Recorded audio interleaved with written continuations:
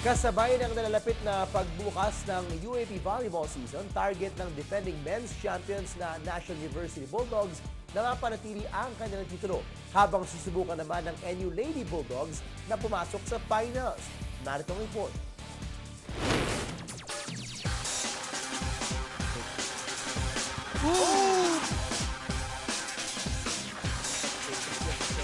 Bilis, liksi at determinasyon.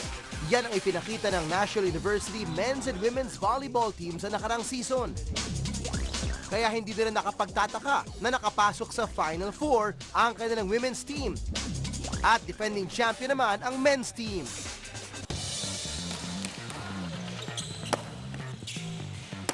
Nalalapit na ang pagbubukas ng Season 77 UAP Volleyball Tournament at isang national university sa talaga namang pinaghahandaan ng kanilang mga kalaban.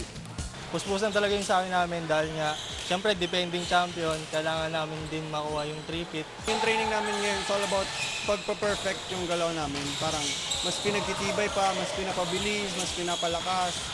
So, kumbaga, mas ini-improve na lang. And ganun yung training namin ngayon.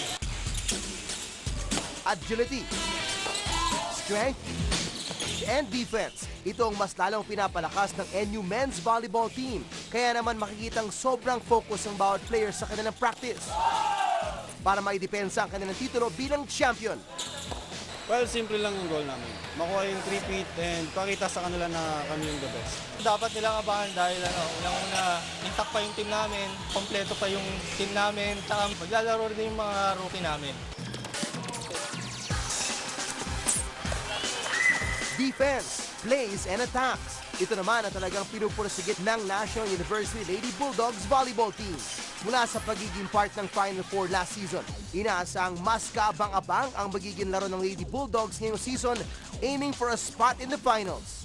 Well, sa ngayon, grabe yung preparation namin for the defense, for our offense, and sa lahat na din na kung alam namin kung saan yung weakness namin. More on our reception, inaayos namin yung reception namin ngayon. Kasi ang kulang namin last time, nakita ko is yung depensa ng team, yung blocking at saka yung floor defense. So doon kami nagpo-focus. Kasi yung opensa ng team nandoon na yun. So doon kami talaga sa depensa. Kaya naman ang team, makikitang talagang tutok sa lahat ng aspeto ng kanilang training. Ang lakas, mas pinalakas. Ang galing, mas dinoble. Grabe po yung tiwala namin. Hindi lang yung ako yung may tiwala sa kanila. Bawat isa sa amin may tiwala po sa isa't isa. Last season kasi maganda yung performance namin. No? So ina-expect namin ngayon na mas gaganda pa yung ibibigay na laro ng mga bata. So ang maasahan lang nila sa amin is every game ibibigay namin yung best talaga namin sa darating na season. 3 oras na practice kada araw. Pawis at hirap na hindi iniinda. Lakas at bilis mula sa pagpupursige at determinasyon.